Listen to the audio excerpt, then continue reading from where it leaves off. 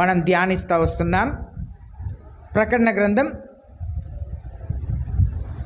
10వ అధ్యాయంని మనం ధ్యానిస్తాం. ఈ సమయంలో నేను మీతో వాక్యాన్ని పంచుకునే ముందు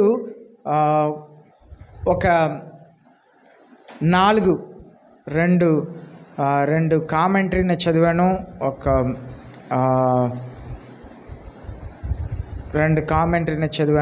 ఒక వీడియో మెసేజ్ని విన్నాను, అలాగనే 2 బైబిల్ వర్షన్ని చదివాను, అంటే వాళ్ళు వివరణనే చదివాను. ఒక్కొక్కరు ఒక్కొక్క రీతిగా రాసి ఉన్నారు. కొందరేమో కొన్ని వచనాలని అసలు మాట్లాడట్లేదు, కొందరు వారికి ఇచ్చిన ప్రకటనని బట్టి వారు మాట్లాడుతున్నారు. కనుక నేను మీరు అర్థమయ్యేటట్లుగా నేను చాలా పోరాటం ఈ 10వ అధ్యాయంలో వాస్తవంలో మనం ధ్యానించినట్లుగా ఎంతో పెద్ద రహస్యం ఏమీ లేదు, కానీ ఈ 10వ అధ్యాయంని అర్థం చేసుకోవటానికి అంత కష్టమైంది.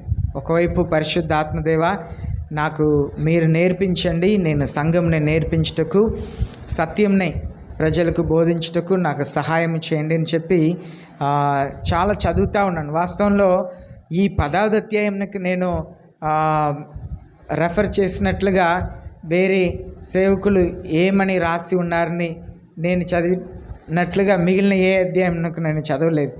ఎందుకంటే కొన్ని చిన్న విషయంగా కనిపిస్తుంది, కానీ అది నిజంగా అర్థం కాక చాలా ప్రయాసపడ్డాను. మనం ఈ 10వ అధ్యాయంని, ప్రకటన గ్రంథం 10వ అధ్యాయంలో 11 వచనాలే ఉన్నాయి. ఈ 11 వచనంను కూడా సాధారణంగా చదువుకొని వెళ్తే అంత పెద్దగా అనిపించదు, కానీ నేను దీంట్లో ఉన్న సత్యం, ఇది దేన్ని గురించి దేవుడు మాట్లాడుతున్నారు, ఇది ఎవరు అని చెప్పి తెలుసుకోవటానికి నిజంగా కష్టమైంది.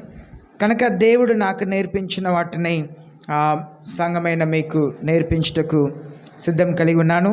పరలోకపు తండ్రి ఈ వాక్యము ద్వారా మిమ్మల్ని ఆశీర్వదించునుగాక, మీ పాపములను ఎత్తి చూపించునుగాక, మిమ్మల్ని యేసయ్య రాకడ కొరకు సిద్ధపరచునుగాక. పరలోకపు తండ్రి పరిశుద్ధ ఆత్మ స్వరమునకు మీ హృదయంని తెరచుటకు సహాయం చేయనుగాక. పరిశుద్ధ ఆత్మ దేవుడే స్వయముగా మీతో మాట్లాడునుగాక. ఈ 10వ అధ్యాయం 1వ వచనంలో మనం చదువుతున్నాము. నేను ఎప్పుడు చెప్తున్నట్ల నేను ఇంగ్లీష్లో చదివిన వెంటనే తెలుగులో చదవండి, మైక్ ఆన్ చేసి పెట్టుకోండి. వెంటనే నేను చదివిన వెంటనే మీరు చదివి సహాయం చేయాలి. నేను ఎలా చదువుతున్నానో అలాగే చదవాలి, సరేనా? నేను ఎలా చదువుతున్నానో అలాగే గంభీరంగా చదివినా గంభీరంగా చదవాలి, సరేనా? మృదువుగా చదివితే మృదువుగా చదవాలి, సరేనా? ఓకే. ప్రకటన గ్రంథం 10వ అధ్యాయం 1వ వచనం. I saw another strong angel coming down out of heaven, clothed with a cloud, and the rainbow was upon his head, and his face was like the sun, and his feet was like a pillar of fire. బలుషుడైన వేరొక దూత పరలోకం నుండి దిగివచ్చుట చూచితిని. ఆయన మేఘము ధరించుకొని ఉండెను, ఆయన శిరస్సు మీద ఇంద్రధనుస్సు ఉండెను, ఆయన ముఖము సూర్యబింబము వలెను, ఆయన పాదములు అగ్ని స్తంభము వలెను ఉండెను. ఇక్కడ ఈ వచనంని 1వ వచనంని చదివితే చాలామంది ఏం చెప్తున్నారంటే ఇది యేసుక్రీస్తుని గురించి చెప్పబడి ఉంది, ఆ పైనుండి బలమైన దేవదూత వచ్చారు కదా, అది యేసుక్రీస్తు అని చెప్పి చెప్తున్నారు. అయితే నేను నేర్చుకున్న ప్రకారం ఇది ఈ 1వ వచనంలో మనం చదువుతున్నది ఒక హైయర్ ర్యాంక్ దేవదూత. ఇక్కడ యేసుక్రీస్తుని గురించి చదివించబడలేదు. ఈ 10వ అధ్యాయం అలాగే 11వ అధ్యాయం 1 నుండి 14వ వచనం వరకు కూడా ఇది ఇంకా మనం 6వ ముద్రలోనే ఉన్నాం. పోయిన వారం 9వ అధ్యాయంలో మనం 6వ ముద్రని తెరిచినప్పుడు ఏం జరిగిందని చెప్పి నేర్చుకున్నాం. ఈ సంభవాలంతా కూడా 6వ బూరని ఊదిన తర్వాతనే ఇవి ఎంత జరుగుతుంది. ఎప్పుడు 11వ అధ్యాయం 14వ వచనం వరకు 6వ బూరని ఊదిన తర్వాత జరుగుతున్న సంభవంలే. 6వ బూర ఊదిన తర్వాత జరిగిన సంభవములు 9వ అధ్యాయంలో ఆగిపోలేదు. అది 10వ అధ్యాయం 11వ అధ్యాయం 14వ వచనం వరకు జరుగుతున్నది. ఇక్కడ పరలోకంలో సాతానుడిని దేవుడు సృష్టించినప్పుడు ఆయన తర్వాత స్థానంలో సృష్టించారంట. ఆయనలో నుండి వెలుగు వచ్చేదంట. He was called a morning star.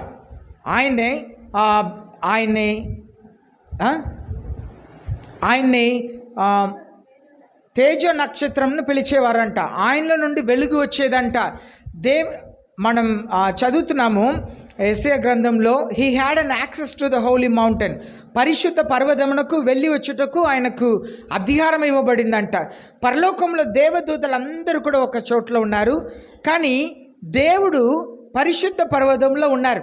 ఎల్లప్పుడూ దేవదూతలతోనే యేసయ్య ఉండట్లేదు అని చెప్పి మనం చూస్తున్నాం. యోబు గ్రంథంని మనం చదివినప్పుడు దేవుని ఎదుట దేవదూతలు అందరూ కూడా వచ్చినప్పుడు సాతానుడు కూడా వచ్చి నిలబడ్డాడని చూస్తున్నాం.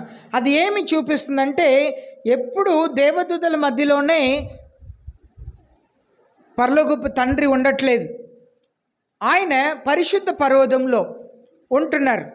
ఇప్పుడు దేవదూతలకు మధ్యలో దేవదూతలకు తనకు మధ్యలో ఒకరిని ఏర్పరిచారు.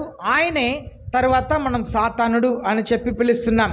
లూసిఫర్ అని చెప్పి వాక్యంలో రాయబడి ఉంటుంది. కానీ లూసిఫర్ అనేది కూడా, మనం లూసిఫర్ అంటే వెంటనే దెయ్యంని అనుకుంటున్నాం. దానికి లూసిఫర్ అంటే దెయ్యంని అర్థం కాదు, ఒక విశేషమైన వ్యక్తి.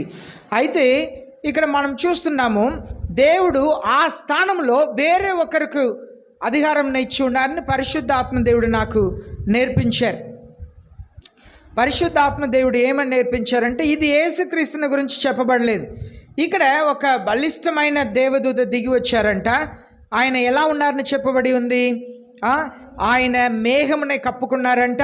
తన తలపైన ఇంద్రధనుస్సు ఉన్నదంట. తన కాలు ఎలా ఉందంట, అగ్ని స్తంభం వలె ఉన్నదంట. ఇది యేసు ప్రభుని గురించి చెప్పబడలేదు. కానీ యేసు ప్రభు తనకు తరువాత దేవదూతలకు మధ్యలో ఆ పడిపోయిన సాతానుడు స్థానంలో ఒకరిని ఏర్పరిచారు. ఆయన దేవదూతలకు మధ్యలో ఉన్నారు కనుక ఆయన దేవుని పోలికలో ఆనాడు సాతానుడు కలిగి ఉన్న శక్తిని కలిగి ఉన్నారని చెప్పి మనం చూస్తున్నాం. అదే నాకు పరిశుద్ధ ఆత్మదేవుడు నేర్పిస్తున్నది. వాస్తవంలో నేను ఎక్కువగా శాక్పునన్ అనే ఒక సేవకుని వాక్యం వింటాను. ఆయన కూడా యేసుక్రీస్తు అని చెప్పి ఈ మాటల్ని చెప్తున్నారు. దీనికి కారణాలు ఉన్నాయి.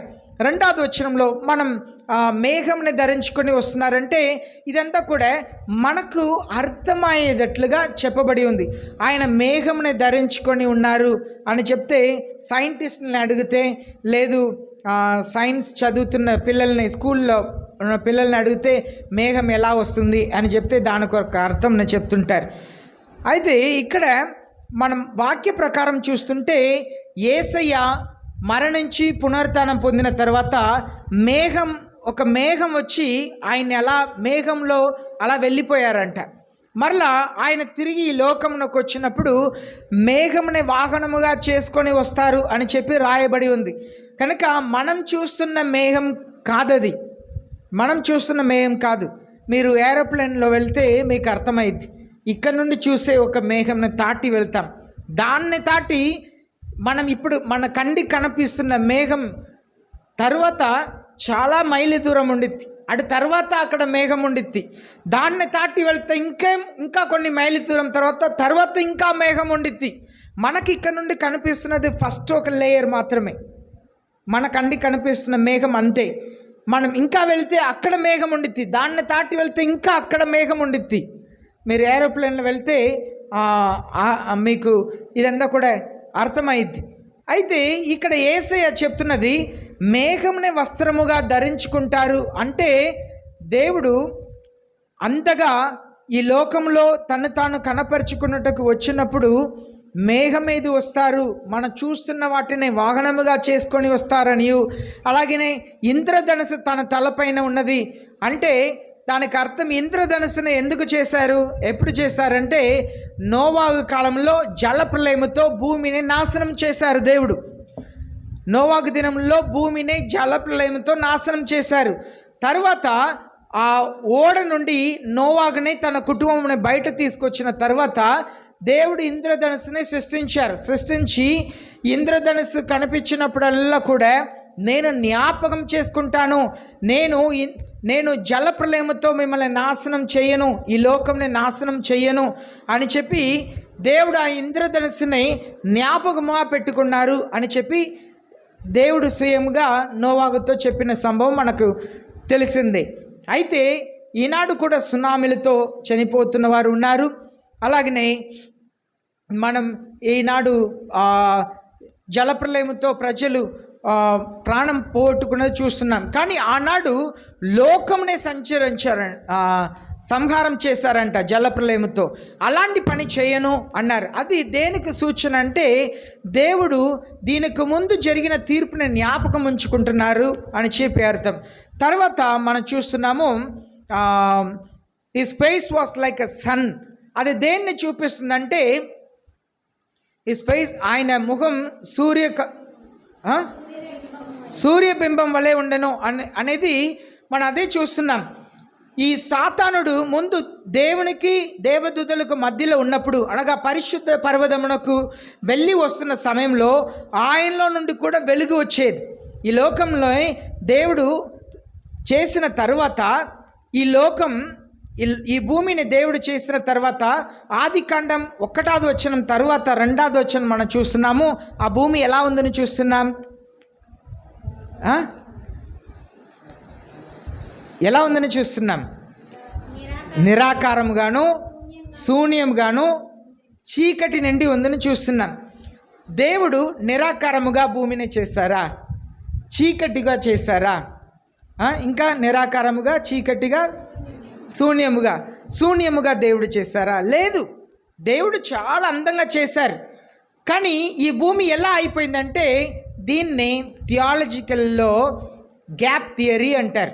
1వ వచనమునకు 2వ వచనమునకు మధ్యలో కొన్ని లక్షల సంవత్సరాలు ఉంది అంటారు, మిలియన్స్ ఆఫ్ ఇయర్స్. దాన్ని గ్యాప్ థియరీ అంటారు. దాని మధ్యలో జరిగిన సంభవంలోనే దేవునికి దేవదూతలకు మధ్యలో ఉండి దేవుని ఆరాధించేటట్లుగా చేసిన దేవదూత అక్కడ నుండి పడిపోయాడు. ఆయనతో పాటు 3లో 1 భాగం దేవదూతలు ఈ లోకంలో పడిపోయారు అని చెప్పి చూస్తున్నాం. ఆయన వచ్చి ఈ భూమిని నిరాకారముగా చేశాడు అని చెప్పి మనం చూస్తున్నాం. ఆయన తీసుకొచ్చిన 3లో 1 భాగం దేవదూతలు కొందరు ఇంకా పాతాళంలో బంధించబడి ఉన్నారు అని చెప్పి మనం చూస్తున్నాం. వారిని విడిపించే ఆరాధు ముద్ర ఊదినప్పుడు ఎవరికి తాళం ఇవ్వబడింది? ఎవరికి ఆ తాళం ఇవ్వబడింది? పోయిన వారం మనం ధ్యానించాం కదా. సాతానుడికి ఇవ్వబడింది. ఆ తాళంని సాతాను చేతిలో ఇచ్చి, నీతో పాటు పరలోకం నుండి లాక్కొని వచ్చావు కదా 3లో 1 భాగం, వారిలో కొందరు పాతాళంలో ఉంచబడిన వారిని నువ్వు విడిపించుకోని చెప్పి తాళపు చెవిన ఇచ్చారంట. అదే మనం 9వ అధ్యాయంలో మనం చూస్తున్నాం. అయితే తర్వాత సాతానుడు తన అనుచరులు అందరినీ కూడా దేవుడు బంధిస్తారు, 1000 సంవత్సరములు బంధిస్తారని మనం చూస్తాం. ఇక్కడ మనం చూస్తున్నాము దేవుడు దేవదూతలకు ఆయనకు మధ్యలో మరొకరిని సృష్టించారు. ఆ శక్తి కలిగిన దేవదూతని గురించి ఈ 10వ అధ్యాయం 1వ వచనంలో మనం చదువుతున్నాం. చూడండి, ఆయన పాదములు ఎలా ఉందంట? అగ్ని స్తంభం వలె ఉన్నది అని చెప్పి మనం చూస్తున్నాం. అగ్ని స్తంభం ఇది ఎందుకు యేసు ప్రభుగా ఉండవచ్చు, ఇది యేసు ప్రభుని గురించి సెలవించి ఉండవచ్చు అని ఎందుకు చెప్తున్నారని కింద కూడా మనం చదువుతాం. 2వ వచనం చదువుతాం. He had in his hand a little book which was open. He placed his right foot on the sea and his left foot on the land. ఆయన చేతిలో విప్పబడి ఉన్న ఒక చిన్న పుస్తకం ఉండెను. ఆయన తన కుడి పాదము సముద్రం మీదను ఎడమ పాదము భూమి మీదను మోపి. ఇక్కడ ఇది సముద్రం, భూమిలో నేల 2 భాగం, 1 భాగం సముద్రం. భూమిని 3 భాగంగా చేస్తే 2 భాగములు నేల, 1 భాగం అంతా కూడా నీళ్ళతో నిండి ఉన్నది. సముద్రంలో 1 కాలు, నేల మీద 1 కాలు. అది దేన్ని చూపిస్తుందంటే సర్వ అధికారంని చూపిస్తుంది. ఈ భూమి దేవునిది అనే సత్యంని చూపిస్తుంది. సముద్రంలో 1 కాలు, నేల మీద 1 కాలు దేన్ని చూపిస్తుందంటే సర్వ అధికారం కలిగినది దేవునిదిని. ఈ ఒక్క వచనంని పట్టుకొని అది యేసు ప్రభు ఇది నాదిని చెప్తున్నారు. యేసు ప్రభు వచ్చి స్వయంగా చేసి చూపించవలసిన అవసరం లేదు. ఎందుకనగా యేసయ్య ఈ లోక పాపము కొరకు సిలువలో మరణించారు. సాతానుడు వచ్చి యేసయ్య దగ్గర ఏం చెప్పారు? నా కాళ్ళని నువ్వు మొక్కుకుంటే ఈ లోకంలో ఉన్న సమస్త రాజ్యం నీకు ఇస్తాను అని చెప్పాడు. యేసయ్య సిలువలో వేలాడుతున్నప్పుడు యేసయ్య ఎప్పుడైతే నా దేవా నా దేవా నన్ను ఎందుకు చేయి విడిచారు అన్నప్పుడు సాతానుడు ఎలా ఉంటాడు? సాతానుడు ఆ సమయంలో ఎలా ఉండి ఉంటాడు? సంతోషంగా ఉండి ఉంటాడు. నేను జయించాను అంతే. ఆ దేవుడు చేయి విడిచిపెట్టారు చూడు, నా దేవుడుని చెప్పాడు చూడు, నా తండ్రిని అందరికీ చెప్పాడు చూడు, ఆ దేవుడు చేయి విడిచిపెట్టాడని సంతోషపడ్డాడు. కానీ ఆయన సంతోషం ఎంతసేపు? సిలువ మీది 3 గంటలు మాత్రమే. ఆ సాతానుడు ఒక సంతోషం 3 గంటలు మాత్రమే. మరలా యేసయ్య ఏమని పలికారు? నా ఆత్మని మీ చేతులు అప్పగిస్తున్నాను. అయితే ఈ లోకముని దేవుడు ముందుగానే యేసయ్య జయించారు కనుక ఆ దేవదూత వచ్చి నిలబడి ఉన్నారు. ఇక్కడ ఇది యేసయ్య కాదు. 3వ వచనం చదువుదాం. He cried out with a loud voice as when a lion roars, and when he had cried out, the 7 peals of thunder uttered their voices. సింహము గర్జించున్నట్లు గొప్ప శబ్దంతో ఆర్భటించెను. ఆయన ఆర్భటించినప్పుడు 7 ఉరుములు వాటి శబ్దములు పలికెను.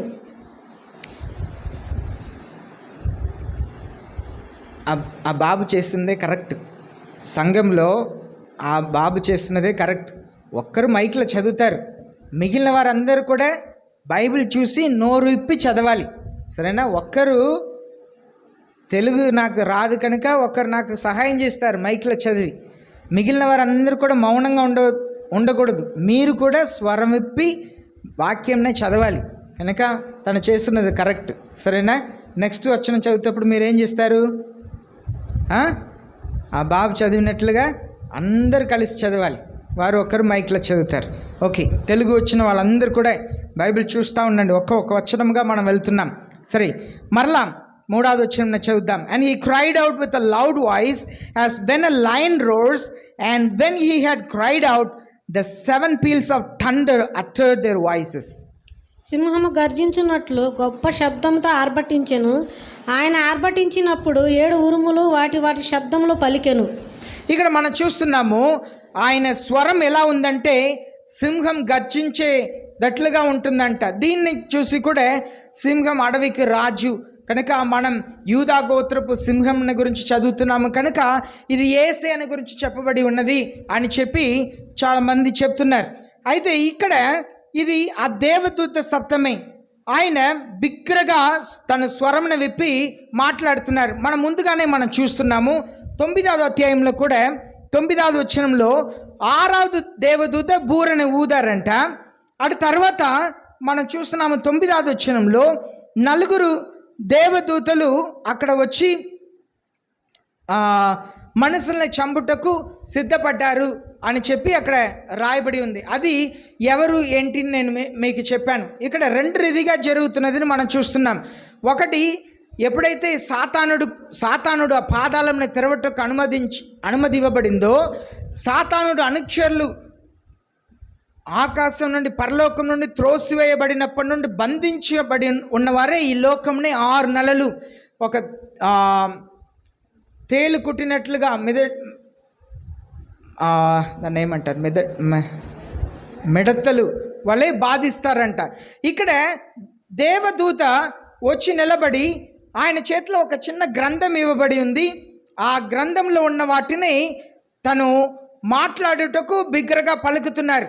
అయితే వెంటనే ఒక స్వరం వినిపిస్తుంది. చూడండి 4వ వచనంలో, when the 7 peals of thunder had spoken, I was about to write, and I heard a voice from heaven saying, seal up the things which the 7 peals of thunder have spoken, and do not write them down. ఆ 7 ఉరుములు పలికినప్పుడు నేను వ్రాయబోచుండగా 7 ఉరుములు పలికిన సంగతులకు ముద్ర వేయము, వాటిని వ్రాయవద్దని పరలోకం నుండి ఒక స్వరము పలుకుట వింటిని. ఇక్కడ చూడండి, ఎప్పుడైతే ఆ 7 peals of thunder అంటే ఉరుములు, భయంకరమైన ఉరుములు, 7 ఉరుములని గురించి మనం ముందుగా ఫస్ట్ దేన్ని చూసాము? 7 ముద్రల గురించి చదివాము. తర్వాత దేన్ని గురించి చదివాము? 7 బూరలని గురించి చూసాం. ఇక్కడ మనం చూస్తున్నాము 7 ఉరుములని గురించి చూస్తున్నాం. కానీ 7 ముద్రలు ఏంటిని దేవుడు రాయించారు, 7 బూర శబ్దం అంటే ఏమిటిని రాయించారు, కానీ 7 ఉరుములు ఏంటిని మీరు రాయవద్దు అని చెప్పి ముద్ర ఏమన్నారు. దానికే ఈనాడు మనకు కొన్ని సంభవములు అర్థం కావట్లేదు. ఎందుకంటే దేవుడు కొన్ని విషయమని ముద్ర ఏమన్నారు, దాచి ఉంచమన్నారు.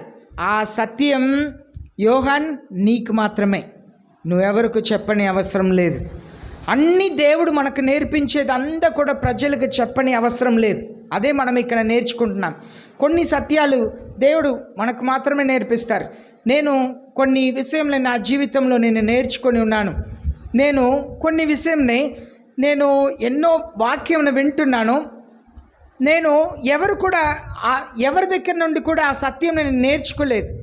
నాకు పరిశుద్ధ ఆత్మదేవుడు నేర్పించిన కొన్ని సత్యములు ఉన్నాయి. కొన్ని దేవుని సేవకులకు కొన్ని నేర్పిస్తారు, అది బహిరంగపరచవలసిన అవసరం లేదు, బుక్ రాయవలసిన అవసరం లేదు మెసేజ్ చెప్పి దాన్ని వీడియోగా యూట్యూబ్లోనో ఇంటర్నెట్లోనూ పెట్టవలసిన అవసరం లేదు.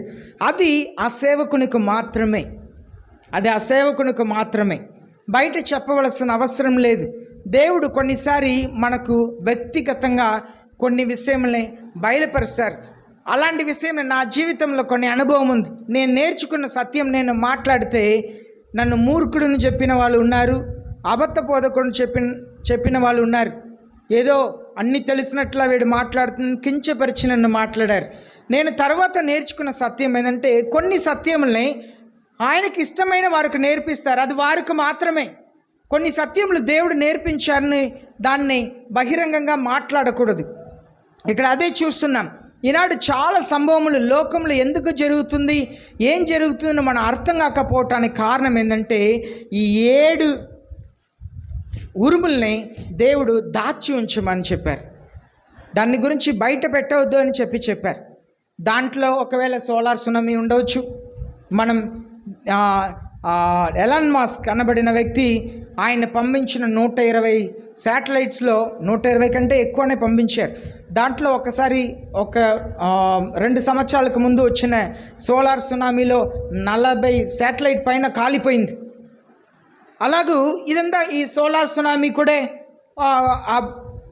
ఆ ఉరుముల్లో ఒక ఉరుముగా ఉండవచ్చు. మనం ఎన్నెన్నో చూస్తున్నాం, అవి అంతా కూడా ఆ ఉరుములో ఒక ఉరుముగా ఉండవచ్చు. ఒకవేళ బహుశా సునామీ ఒకటిగా ఉండవచ్చు, మనకు తెలీదు.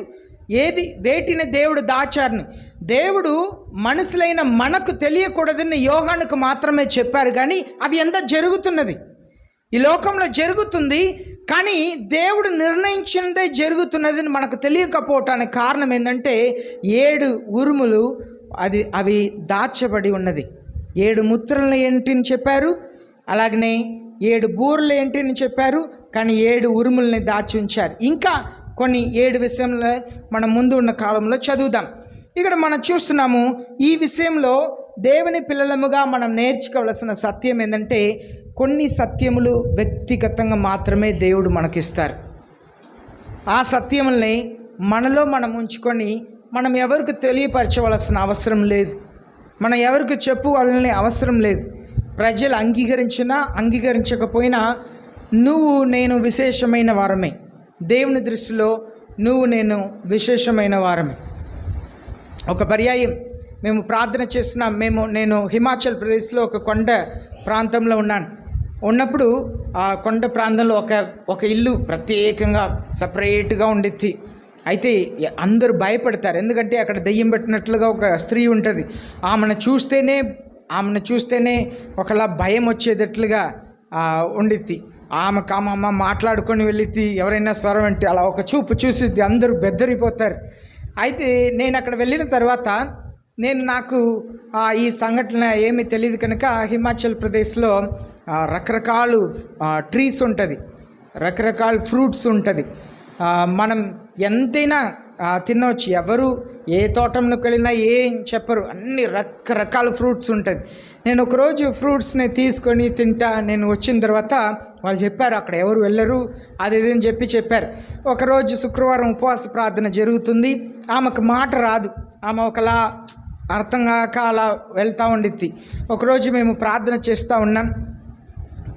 చేస్తూ ఉన్నప్పుడు ఆమెను తీసుకొచ్చి కూర్చోబెట్టారు. అందరు ప్రార్థన చేసిన తర్వాత నేను ప్రార్థన చేస్తున్నాను. తర్వాత ప్రార్థన చేసి ముగించిన తర్వాత నేను కళ్ళు తెరిచి చూస్తే ఆమె లేరు, ఇంకా కొంతమంది ప్రార్థన చేసిన వారు కూడా లేరు. తర్వాత ఆమె కొద్దిసేపు తర్వాత చక్కగా మంచి డ్రెస్ వేసుకొని వచ్చి అక్కడ కూర్చుంది. ఆమెతో పాటు వాళ్ళు వచ్చారు. అప్పుడు వాళ్ళు చెప్పారు, మీరు ప్రార్థన చేస్తున్నప్పుడు ఆమె రకరకాలుగా చేస్తుంది, ఆమె ఏం చేస్తుందని మేము భయపడ్డాము. కొద్దిసేపు తర్వాత అలా కింద పడిపోయింది, ఆమె అరుస్తున్నది కూడా మీకు వినపడలేదని చెప్పి. అప్పుడు ప్రార్థన అయిపోయిన తర్వాత ఆమె మామూలుగా మాట్లాడేటట్లుగా అందరిలాగే మాట్లాడింది. నేను ఈ సంఘటనని ఒకరోజు చర్చిలో నేను చెప్పిన తర్వాత ఇంటికి వచ్చిన తర్వాత మా పాస్టర్ గారు చెప్పారు, ఎప్పుడో ఏం జరిగిందని చెప్పబాకు, ఇప్పుడు దేవుడు నీ ద్వారా ఏం చెప్తున్నారో అది చెప్పు అన్నారు. అప్పుడు నా జీవితంలో దీనికి ముందు దేవుడు నన్ను పరిచయలు ఎలా వాడుకున్నారో ఎక్కడ చెప్పట్లే, ఆపేశాను. నా ద్వారా చేసింది నాకు దేవునికి మధ్యలో ఉంటే చాలు, నన్ను సేవలో దేవుడు ఎలా వాడుకున్నారన్నది నాకు దేవునికి మధ్యలో ఉంటే చాలని అప్పటి నుండి కొన్ని విషయాలు నేను చెప్పటం మానేశాను. అంటే ఆయనకి ఇష్టమైన వారితో దేవుడు కొన్ని కార్యములు చేస్తుంటారు, కొన్ని కార్యములు నడిపిస్తుంటారు. కానీ మనం అన్ని బయట చెప్పుకోవాల్సిన అవసరం లేదు, మనం బహిరంగంగా చూపించవలసిన అవసరం లేదు. ఒక చోట్లో కొన్ని సంభవాల చాలా దెయ్యాలు వెళ్ళిపోయాయి. ఒక ప్రాంతంలో ఆ చర్చిలో ఒకరోజు నేను వాక్యం చెప్తున్నాను, ఒక తాంబూలం అంటారు, ఒక పెద్ద ప్లేట్లో బట్టలు పెట్టి కొబ్బరికాయ, అరటిపండు, డబ్బు అంతా పెట్టి నుంచినా ఉన్నారు. టైపు తలుపు ఉంది. నేను వాక్యం చెప్పిన తర్వాత మీరు ఎవరండి అని అడిగితే మొన్ననే దెయ్యం మా అమ్మాయిల నుండి వెళ్ళిపోయింది కదండి ఈమె అన్నారు. నేను బిత్రపోయాను. చక్కగా డ్రెస్ వేసి అందంగా వచ్చి నిలబడి ఉంది. వాళ్ళ బంధువులు, మీకే తీసుకొచ్చామండి అన్నారు. అయ్యో నేను దేవుడు కాదండి, అది యేసు ప్రభు, నేను మీరు ఎంత చెప్పినా ఏమి ముట్టుకుని చెప్పి పంపించాను. అంటే కొన్ని పర్యాయం దేవుడు మన ద్వారా చేసే కార్యములనే కానీ, మనతో మాట్లాడే కార్యంనే కానీ మనం బయట చెప్పవలసిన అవసరం లేదు. ఒకటి మరలా చెప్పిన అర్థం కాని ప్రజల ముందు చెప్పటం అది వృధా. కనుక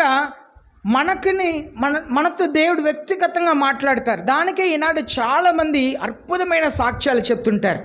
ఒక్కొక్కరికి సాక్ష్యం చెప్పే అవకాశం ఇస్తే దేవుడు వారి జీవితంలో చేసిన కార్యంలో చాలా అద్భుతంగా చెప్తుంటారు. ప్రతి ఒక్కరి జీవితంలో దేవుడు అద్భుతంనే చేసి ఉన్నారు. కొందరికి అవకాశం దొరుకుతుంది, కొందరు నేను వింటూ ఉంటాను, కొందరు ఇదే నేను ఫస్ట్ టైం పబ్లిక్గా నేను సాక్ష్యం చెప్పబోతున్నాను అని చెప్తుంటారు. అవకాశాలు చాలామందికి దొరకలేదు. కనుక ఇక్కడ కూడా ఈ 7 ఉరుముల్ని దేవుడు అలాగే ఆపేయమన్నారు, ఎవరికి చెప్పవద్దు అన్నారు. కానీ ఈ లోకంలో జరుగుతుంది కానీ దేవుడు చెప్పిన కార్యం జరుగుతుంది అని చెప్పి గ్రహించలేని పరిస్థితిలో మనం ఉన్నాం. ఒకవేళ దేవుడు మాత్రం అన్నిటినీ బయలుపరిచి ఉంటే ఈనాడు పరిస్థితి ఎలా ఉంటుందో మనకు తెలియదు. కనుక మనం అదే ఈ సత్యంని ప్రతి ఒక్క ఇండివిజువల్ వ్యక్తిగతంగా మన పౌల పోస్ట్ని గురించి చూస్తే పౌల పోస్ట్ రాస్తున్నారు. ఎప్పుడు రాస్తున్నారు? 14 సంవత్సరాల క్రితం ఒక వ్యక్తిని నేను ఎరిగాను, ఆయన 3వ పరలోకమునకు ఎత్తబడ్డారు అని చెప్తున్నారు పౌల పోస్తుడు. అది ఎవరిని గురించి చెప్తున్నారంటే తన గురించే చెప్తున్నారు. ఎప్పుడు ఆ మాటని రాస్తున్నారు? 14 సంవత్సరాల తర్వాత. పౌల పోస్తుడు పరలోకం 3వ ఆకాశమునకు ఎత్తబడ్డారంట. అక్కడ చూసిన వాటిని చెప్పకూడదని ఆజ్ఞ వేయించారని 14 సంవత్సరాల తర్వాత నేను ఒకరిని ఎరుగుదును, ఆయన 3వ ఆకాశమునకు ఎత్తబడ్డారు అంటున్నారు. కనుక ఈనాడు మనం చూస్తున్నాము కదా, దెయ్యాలు వెళ్ళగొట్టబడ్డారనో లేదా అద్భుతాలు చేశారనో పోస్టులు అంటిస్తున్నారు కదా. వీళ్ళందరూ కూడా సాతానుడు పంపించిన వాళ్ళు. యేసయ్య ఎన్నడూ కూడా దెయ్యం పట్టిన వారితో డిస్కస్ చేయరు, మాట్లాడరు. దెయ్యం పట్టిన వారి దగ్గర వెళ్ళిన వెంటనే ఆ దెయ్యాలు ఏం చెప్పిద్ది, మీరే దేవుని కుమారుడిని మేము ఎరుగుదాం. యేసయ్య ఏం చెప్తారు, మౌనంగా ఉండి ముందు వెళ్ళిపో అంటారు. దాన్ని వెళ్ళగొడతారు.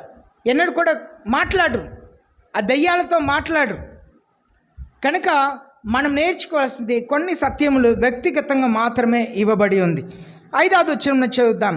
Then the angel whom I saw standing on the sea and on the land lifted up his right hand to heaven.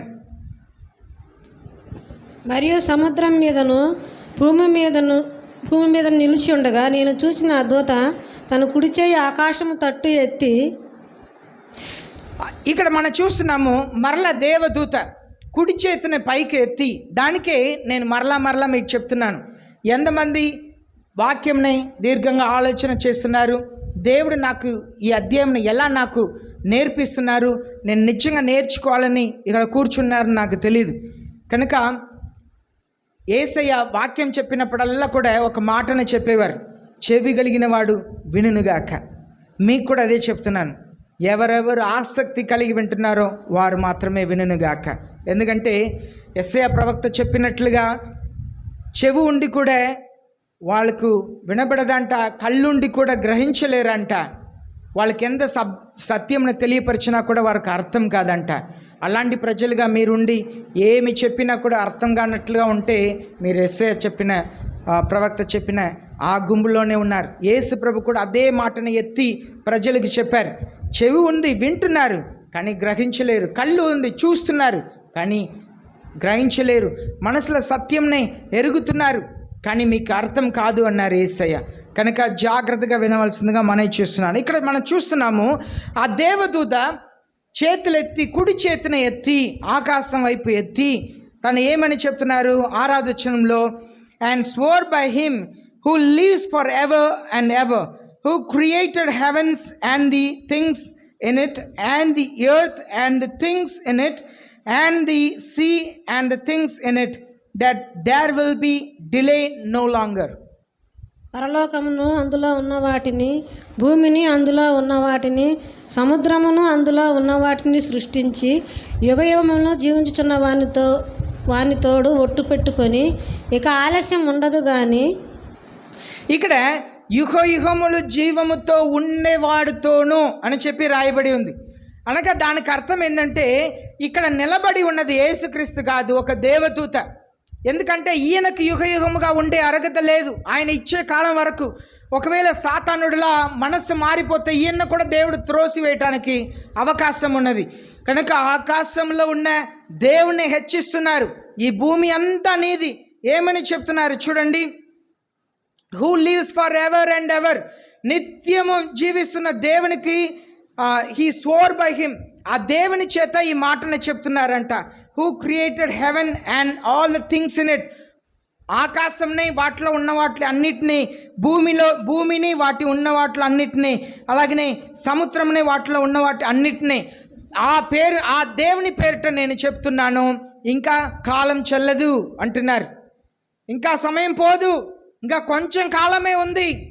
మీరైనా కొంచెం కాలంలో మనమైనా మరణించాలి, లేకపోతే ఆ కొంచెం కాలంలో యేసయ్య అయినా రావాలి. నిన్న రాత్రి ఒక న్యూస్ వింటున్నాం, నిన్న నైట్ న్యూస్ వింటున్నప్పుడు న్యూస్లో ఏమని చెప్తున్నారంటే మిడిల్ ఈస్ట్లో ఎప్పుడు యుద్ధం భయంకరంగా పేలిపోతుందో తెలియట్లేదు అని చెప్పి న్యూస్లో మాట్లాడారు. యుద్ధం ఎప్పుడు పగిలితో తెలియట్లేదు. మనం భయంకరమైన కాలంలో ఉంటున్నాము. పదే పదే పరిశుద్ధ ఆత్మదేవుడు సంఘంని హెచ్చరిస్తున్నారు.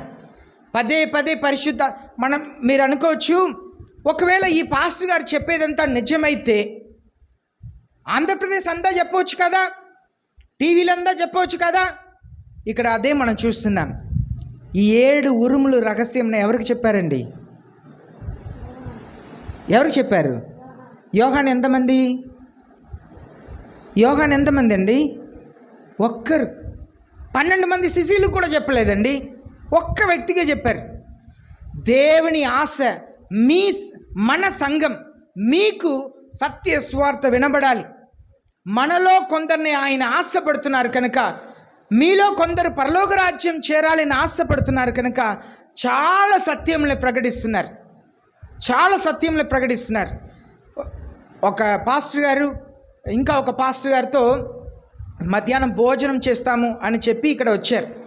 అప్పుడు వారితో వచ్చిన ఒక పాస్టర్ గారు చెప్తున్నారు, పలానా చర్చికి వెళ్ళాను పాస్టర్ గారు, ఆడ కొన్ని వేల మంది ఉన్నారు, ఆయన బుర్ర కథ చెప్తున్నారండి, సోది చెప్తున్నారండి, మనసు నొచ్చుకుంటుందండి. ఆయన చెప్పిన మాట దేవుడే సాక్షి, నేను చెప్పే మాటకి. ఇక్కడే చర్చి బయట నిలబడి చెప్తున్నారు, నొప్పి పుడుతుందండి, మనసు నొచ్చుకుంటుంది. సంఘమునకు ఎలాంటి వాక్యంని ప్రకటించవచ్చు, సంఘమునకు బోధించుటకు ఎన్ని సత్యములు ఉంది, కొన్ని వేల మంది కూర్చుంటే సోది చెప్తున్నాడండి, కథలు చెప్పుకొని కూర్చున్నారండి, నాకు అక్కడ ఉండబుద్ధి కాలేదండి అని చెప్పారు. దానికే దేవుడు మనలాంటి చిన్న సంఘమునకు చాలా సత్యములను బోధిస్తూ ఉన్నారు. కానీ అది గ్రహించకపోవటం మీ చేతిలో ఉంది. దేవుడు నాతో మాట్లాడుతున్నారు, నాతో దేనికో సిద్ధపరుస్తున్నారు, నన్ను మారమని చెప్తున్నారు. నేను ఇలా ఉండకూడదు, నేను యేసయ్య వచ్చినప్పుడు పరలోక రాజ్యం వెళ్ళాలని ఆశ నేను కలిగి ఉండటం లేదు, ఊరికనే విని వెళ్ళటం మీ చేతిలో ఉంది. చూడండి, ఇక్కడ మనం చూస్తున్నాము, ఈ దేవదూత ఏమని చెప్తున్నారంటే, సదాకాలము జీవిస్తున్న దేవుని పేరిట చెప్తున్నాను, భూమిని దాంట్లో ఉన్న సమస్తముని, ఆకాశంని దాంట్లో ఉన్న సమస్తముని, సముద్రంని దాంట్లో ఉన్న సమస్తముని కలిగి ఉన్న దేవుని పేరిట నేను చెప్తున్నాను. ఇంకా కాలం చెల్లదు, ఇంకా సమయం లేదు. We're running out of time. ఆయన ఏం చెప్తున్నారు, there will be delay no longer.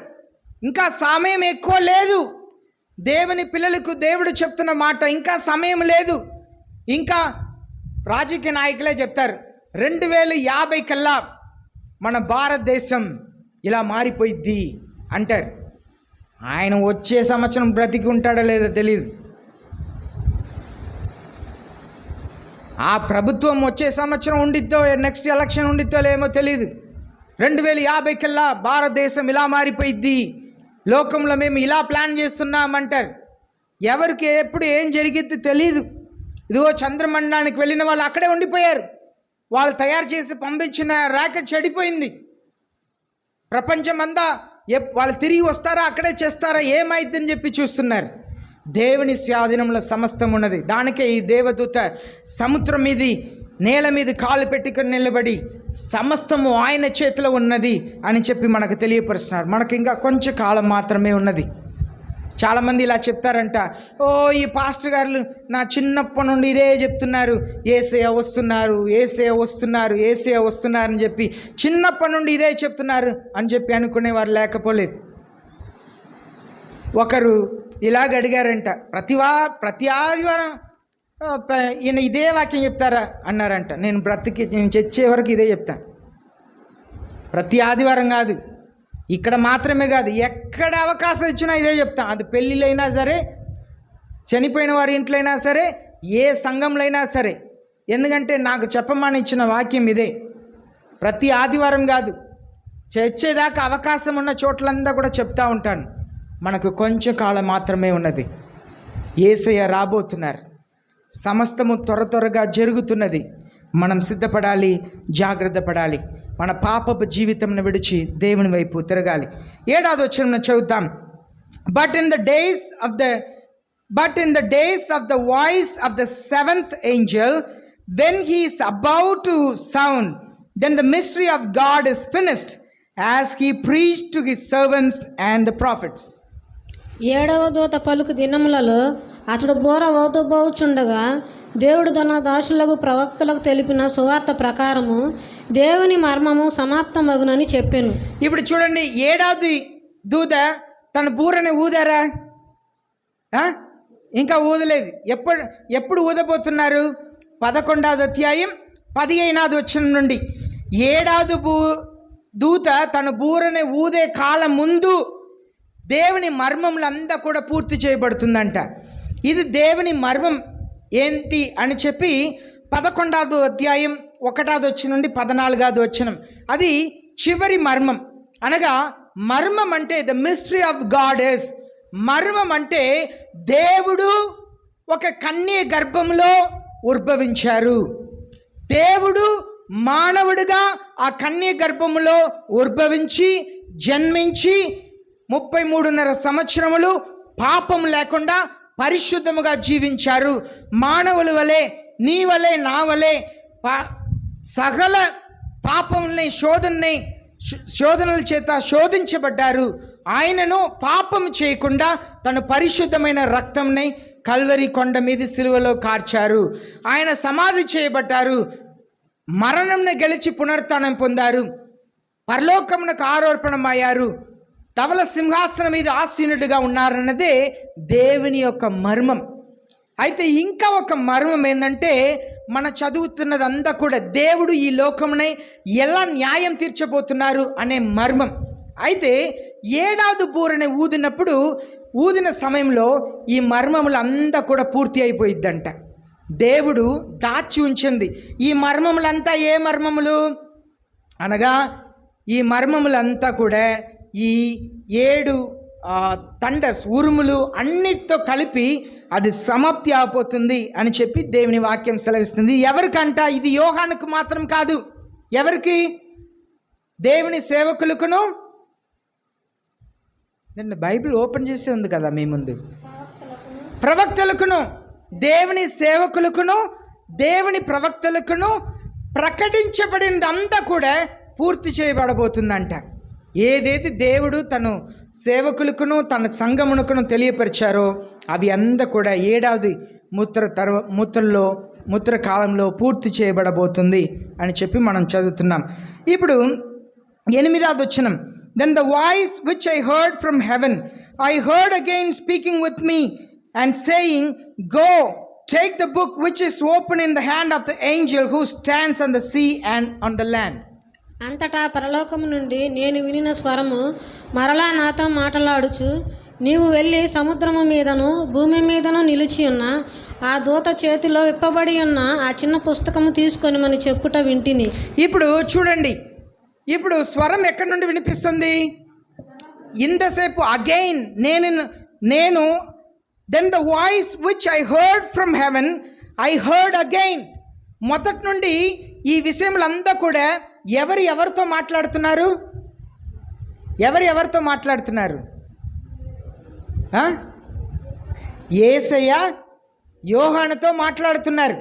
అయితే చెప్తున్నారు, ఇదిగో నిలవబడిన ఆ దేవదూత చేతిలో ఒక చిన్న పుస్తకం ఉంది కదా, దాన్ని తీసి నువ్వు తిను అంటున్నారు. పుస్తకంని తినవచ్చా? బుక్ని తినవచ్చా? తినలేం. మనం ఏం చెప్తాం? బైబిల్ని, వాక్యంని ఏమని చెప్తాం? ఆత్మీయ ఆహారం అంటాం. అవునా? ఆత్మీయ ఆహారం అంటాం. యేసయ్య ఏం చెప్పారు? తప్పిగలిగిన వారు నా ఎద్దకు రండి, నేను ఇచ్చే నీళ్ళని తాగేవారు ఎన్నడూ దాహం కలగదు అన్నారు.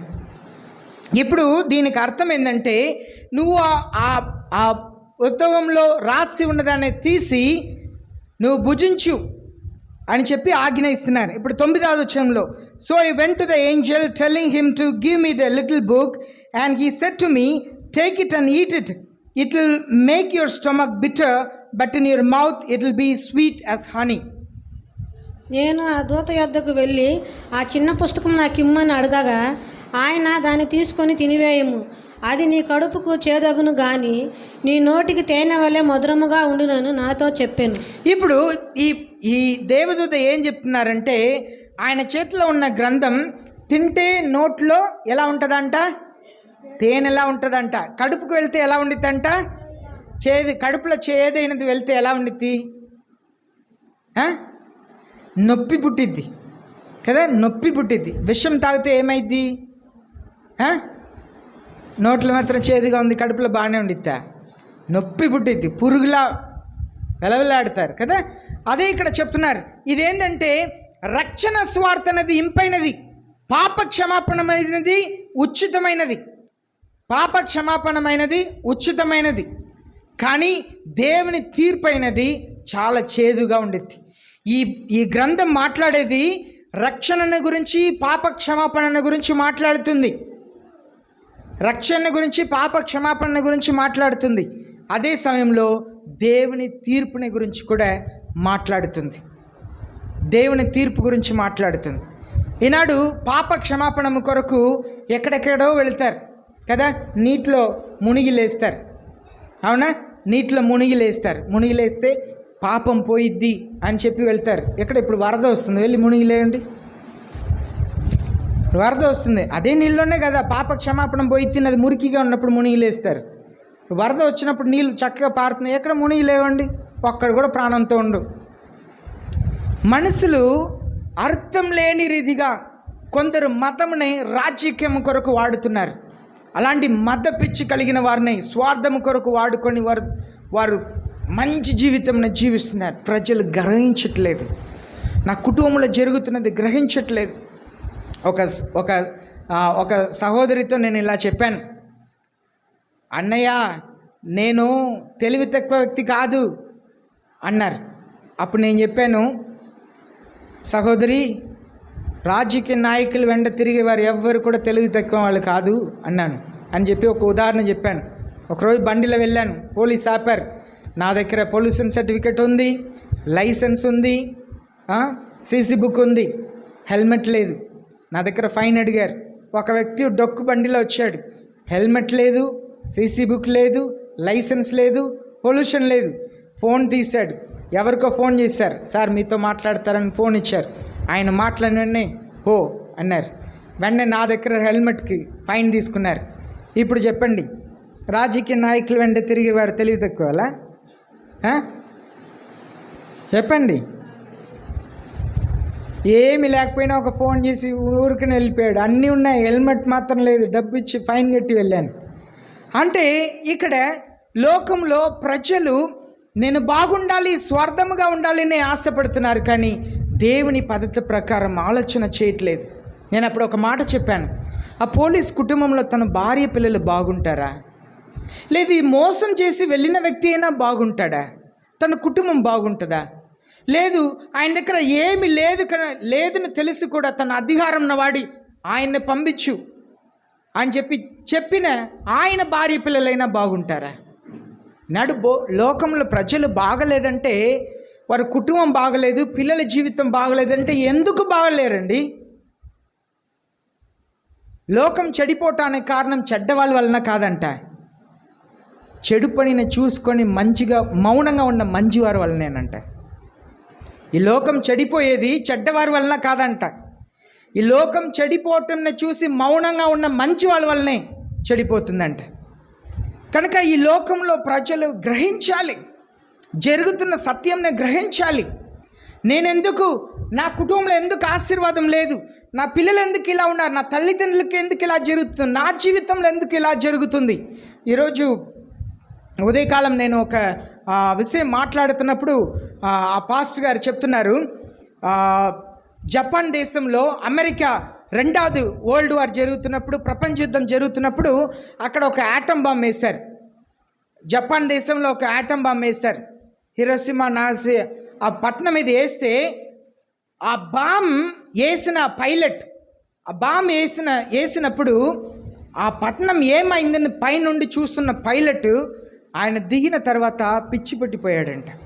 చనిపోయేదాకా పిచ్చి పట్టిన వ్యక్తిలాగే ఉన్నాడంట. ఆ ఏరోప్లేన్ నడుపుతా ఆ యాటమ్ బాంబ్ని ఆ జపాన్ దేశం మీద వేసిన ఆ బాంబ్తో రెండవది యుద్ధం ఆగిపోయింది. ఇప్పుడు కూడా జపాన్ దేశంలో ఉన్న వారిని చూడండి, వాళ్ళకి వేలు ఎలా ఉండిద్ది? బాగుండిద్ది. ఎలా ఉండిద్ది? పొట్టిగా ఉండిద్ది. వాళ్ళ ముక్కు ఎలా ఉండిద్ది? పొట్టిగానే ఉండిద్ది. వాళ్ళకున్న ఆ బాంబ్ వలన జరిగింది. కానీ మనకు వాళ్ళకి ఏం తేడా తెలుసా? మనకు వేలెంత పొడుగా ఉంది, ఒక్క చేత్తోనే రాస్తాం, ఈ చేత్తో రాస్తే ఈ చేత్తో రాయలేం, ఈ చేత్తో రాస్తే ఈ చేతిలో రాయలేం. కానీ వాళ్ళు రెండు చేతుల్లో రాయగలుగుతారు, రెండు చేత్తో రెండు పని ఒకేసారి చేయగలుగుతారు. ఈ చేత్తో ఒక పని చేయగలుగుతారు, ఈ చేత్తో ఒక పని చేయగలుగుతారు. దేవుడు వాళ్ళని అలా దీవించారు. అతి తక్కువ పన్ను చెల్లించే ఒక దేశం అంటే జపాన్. అతి తక్కువ పన్ను చెల్లించే ఒక దేశం అంటే జపాన్ దేశం. దేవుడు వాళ్ళని అలా దీవించారు. నేను చెప్పే కారణం ఏంటంటే, ఆ పైలట్ ఆ బాంబు వేసిన తర్వాత అది పేలినప్పుడు జరిగిన సంభవం చూసిన వాడు, ఆ ఫ్లైట్ ఆ ఏరోప్లేన్ నడుపుతా ఆయన మధ్య పేదలించిపోయిందంట. ఆయన కింద దిగిన తర్వాత చనిపోయేదాకా పిచ్చి పెట్టిన వాడిలాగే ఉన్నాడంట. కనుక దేవుని పిల్లలు మనం గ్రహించాలి, దేవుని సత్యం ఏం చెప్తుందని చెప్పి ఇక్కడ గ్రహించవలసిందిగా ఉన్నాం. 10వ వచనం చదువుదాం. I took the little book out of the angels hand, I ate it. In my mouth it was sweet as honey, and when I had eaten it, my stomach was made bitter. అంతటా నేను ఆ చిన్న పుస్తకమును దూత చేతిలో నుండి తీసుకొని దానిని తినివేసి అది నా నోటికి తేనె వలె మధురముగా ఉండెను గాని నేను దానిని తినివేసిన తరువాత నా కడుపుకు చేదాయను. ఈ చిన్న బుక్ ఏం బుక్? ఈ చిన్న బుక్ ఏంటి? మీరు నేను చదువుతున్న ఈ ప్రకటన గ్రంథం, దీంట్లో మంచి ఉన్నాయి. యేసయ్య రాబోతున్నారు, కొత్త ఆకాశం, కొత్త భూమి, దేవుని దగ్గర ఉన్నవారికి ఆకలేదు, తప్పికేయదు, అక్కడ సంతోషంగా ఉంటారు, మంచి విషయాలు ఉన్నాయి. కానీ చేదైన మాటలు రాయబడి ఉన్నాయి, బహు చేదైన కార్యములంతా కూడా రాయబడి ఉన్నాయి. ఈ చిన్న పుస్తకం కొన్ని సంతోషం ఇస్తుంది, కొన్ని భీతి పుట్టిస్తుంది. కొన్ని వార్తలను వింటే అంటారు కదా, భీతి కలిగించేసే మాటలు. ఇలా చెప్తున్నారని అనుకోండి, నాగార్జున సాగర్ డ్యామ్ని తీస్తున్నాం, చిన్న చిన్న గ్రామాలంతా ఖాళీ చేయండి అంటే మనకు ఎలా ఉండిద్ది? మన ఊరు ప్రజలకి హ్యాపీగా ఉంటారా? అంతే, పారిపోతాం అవునా? ఏది కలిగచేసేది. ఈ వాక్యము కూడా మంచి మాటలు ఉన్నాయి, కానీ హెచ్చరిక చేసే భయంకరమైన మాటలు ఉన్నాయి. చివరి వచనం చదువుతాం, 11వ వచనం. And they said to me, you must prophecy again concerning many people and nations, tongue and Kings. ఇక్కడ చెప్తున్నా, చదవండి. అప్పుడు వారు, నీవు ప్రజలను గూర్చియు జనములను గూర్చియు ఆయా భాషలు మాట్లాడు వారిని గూర్చియు అనేక మంది రాజులను గూర్చియు మరలా నగత్యమని నాతో చెప్పిరి. ఇప్పుడు వారు చెప్తున్నారంట. ఎవరు? యేసయ్య చెప్తున్నారు, ఆ దేవదూత చెప్తున్నారు, ఇంకా నువ్వు ప్రకటించవలసింది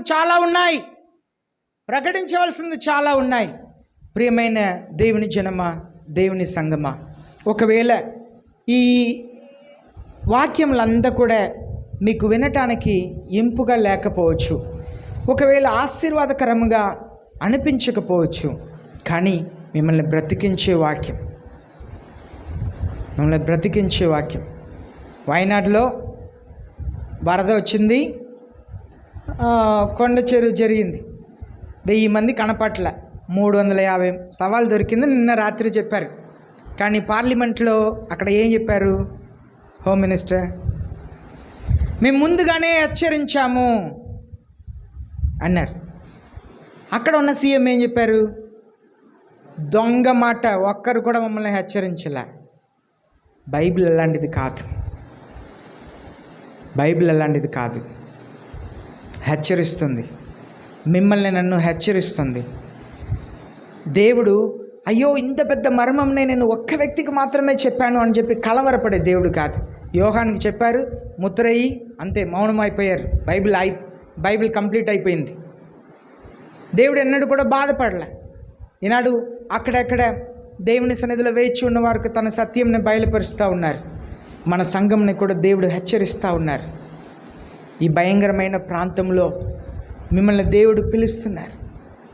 మీ కుటుంబం బాగుండాలి, సంఘం బాగుండాలి, హృదయంలో పవిత్రత ఉండాలి. సంఘం ఎలా ఉండాలంట? ఐక్యంగా ఉండాలి. సంఘం ఐక్యంగా ఉండాలంటే మీ కుటుంబం ఐక్యంగా ఉండాలి.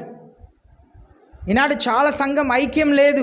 కారణం ఏంటంటే భర్త ఒక చర్చికి, భార్య ఒక చర్చికి, పిల్లలు ఒక చర్చికి వెళ్తారు. ఐక్యం ఉండాలి.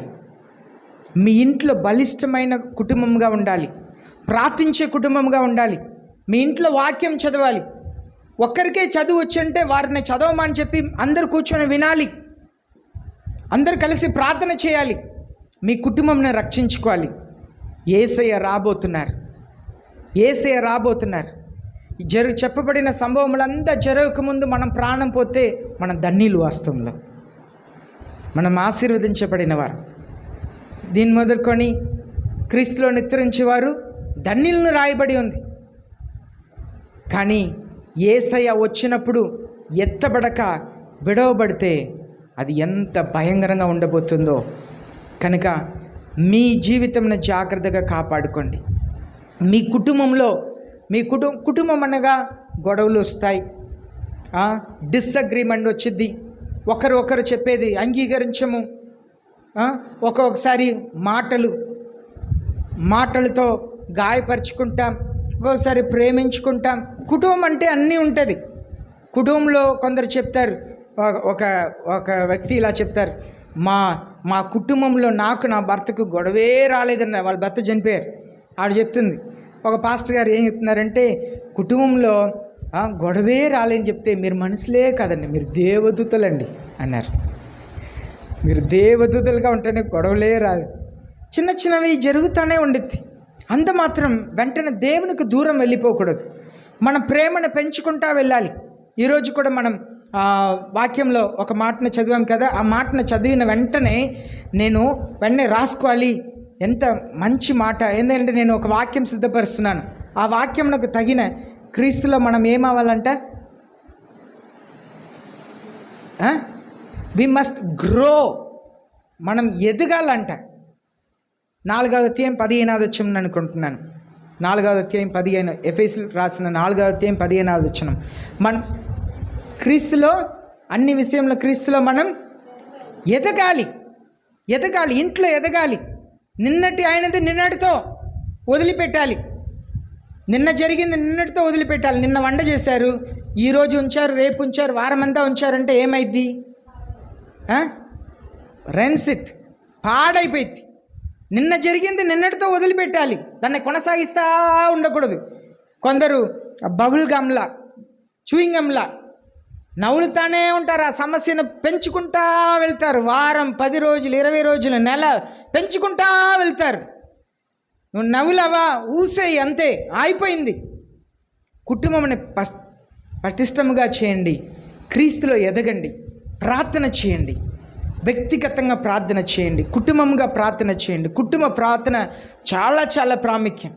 ఒక ఎండి జగన్ ఒక పాస్టర్ గారు చెప్తారు, వాళ్ళు కుటుంబ ప్రార్థన అంటే కుటుంబంకి మాత్రమే ప్రార్థన చేస్తారంట. ఆ కుటుంబ ప్రార్థనలో ఫ్యామిలీకి మాత్రమే ప్రార్థన చేస్తారంట. ఎప్పుడైనా దేవుడు ఎవరైనా మనసులో తీసుకొచ్చి వారి నిమిత్తంగా ప్రార్థన చేయమని చెప్తేనే వేరే వాళ్ళ కొరకు ప్రార్థన చేస్తారంట. కనుక కుటుంబ ప్రార్థన, మీ ఇంట్లో 4 ఉన్నారండి, మీ కొరకు, మీ కుటుంబ అవసరతల కొరకు మీరు ఒక్కరికొకరు ప్రార్థన చేయడానికి ఎంత టైం పట్టిద్దండి? ఎంత టైం పట్టిద్దండి? ఒక అరగంట, సరేనా? లేదు, కుటుంబ ప్రార్థన గంట సేపు పట్టాలంటే నేనే నిద్రపోతాను. ప్రార్థన చేయండి. కుటుంబం ప్రార్థన చేయండి. దేవుని వాక్యంని చదవండి. మీకు చదవటం కుదరట్లేదంటే ఈనాడు మొబైల్ ఫోన్ ఉన్నది, ఇంటర్నెట్ ఉన్నది, యూట్యూబ్ ఉన్నది.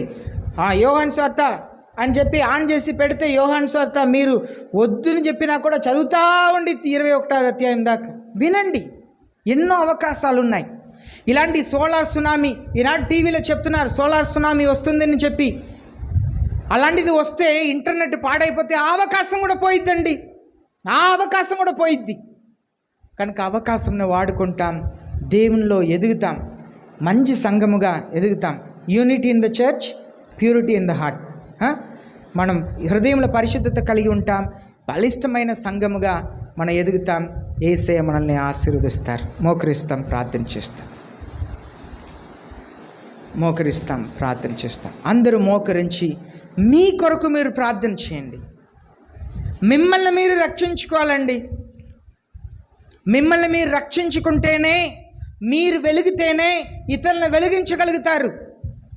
మీరు రక్షించబడితేనే మీరు ఇతరుల్ని రక్షిస్తారు. మీకే దేవునితో మంచి సంబంధం లేనప్పుడు మీ కుటుంబస్తులను ఎలా మీరు రక్షించగలుగుతారు? కనుక మీ కొరకు ప్రార్థన చేయండి. వాక్యం వింటున్నది మీరు, దేవుడి అవకాశం ఇచ్చింది మీకు. నేను చెప్తున్నది పెద్దవాళ్ళకి మాత్రం కాదు. దేవుని తీర్పులో చిన్న పిల్లలు పెద్దలు ఏ తేడా ఉండదండి. నోవాహు దినంలో తేడా జరిగిందా? ఇప్పుడే పుట్టిన బిడ్డ అని దేవుడు కాపాడారా? అయ్యో చిన్న పిల్లలు పరలోక రాజ్యం వాళ్ళ రాండిది అనే వాళ్ళని కాపాడారా? లేదు. తీర్పు సమానం. నరగతికుడుకు, దొంగకు, వ్యభిచారికి, మోసకాడుకు ఏ మరణమో ఏ శిక్షో అదే పసి పిల్లలకు కూడా శిక్ష. పిల్లలు ప్రార్థన చేయండి, మీకే చెప్తున్నా. దేవుని వాక్యం చెప్తా పిల్లలకు అంత అర్థమైంది లోకంలో.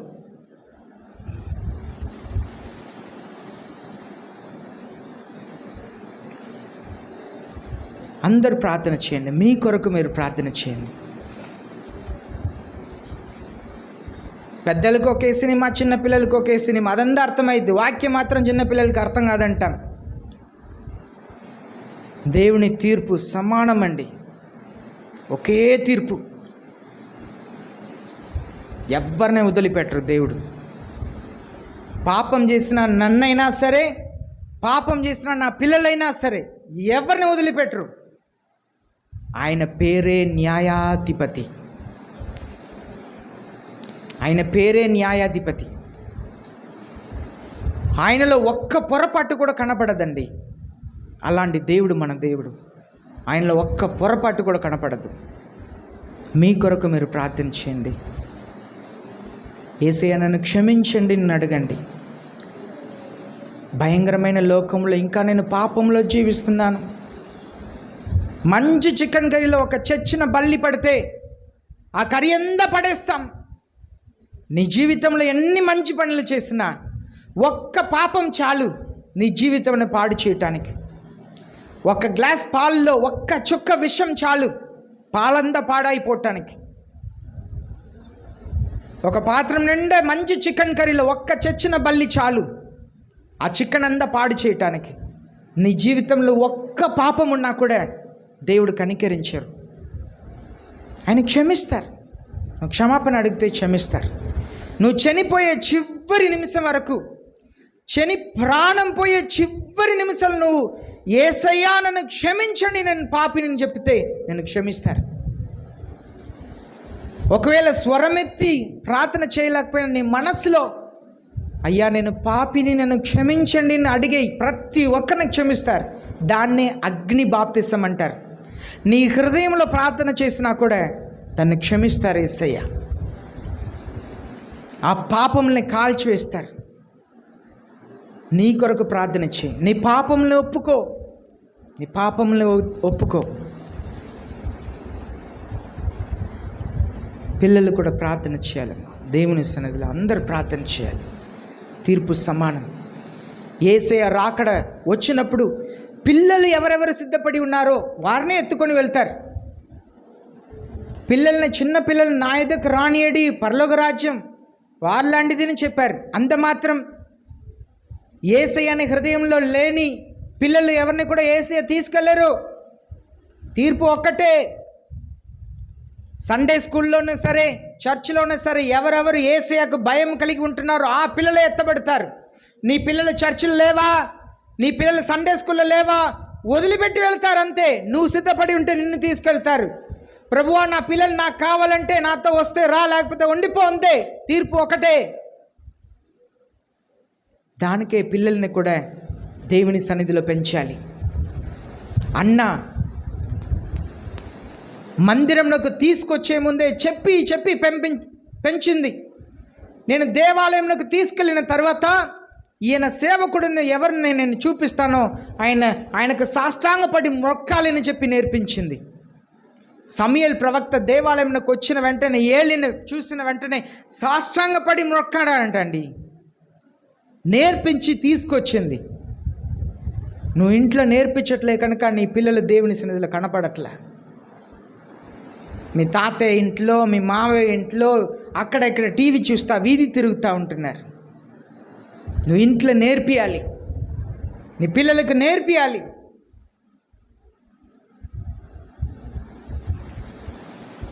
అలా చిన్న వయసు నుండి తల్లి పెంచింది కనుక తల్లి సమర్పణను బట్టి 5 పిల్లల్ని ఇవ్వటమే కాదు, సమూయేలు మాట్లాడిన ఏ మాట కూడా నేల మీద పడనీయలేదంట. చెప్పిందంతా జరిగింది. నీ మీద కూడా నీ పిల్లల జీవితం ఆధారపడి ఉంది. నువ్వు దుష్టురాలైతే నీ పిల్లలు దుష్టులుగా ఉంటారు.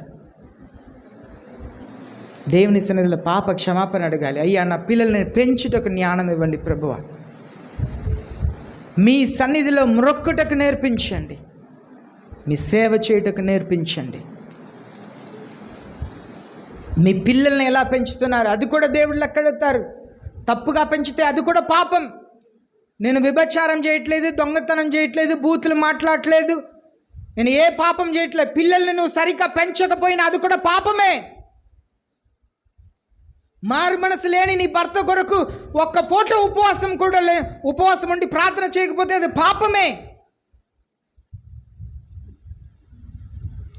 దారి తప్పిపోతున్న నీ పిల్లల కొరకు ఉపవాసం ఉండి ప్రార్థన చేయకపోతే అది పాపమే. పాపం అంటే వెంటనే ఈ లోకంలో ఉన్నదే పాపం అనుకోవద్దు. దేవుడు కోరిన దాన్ని చేయకపోతే ప్రతి విషయం కూడా పాపమే. ప్రియమైన దేవుని జనమా, దయచేసి అర్థం చేసుకొని మిమ్మల్ని మీరు సిద్ధపరచుకోండి.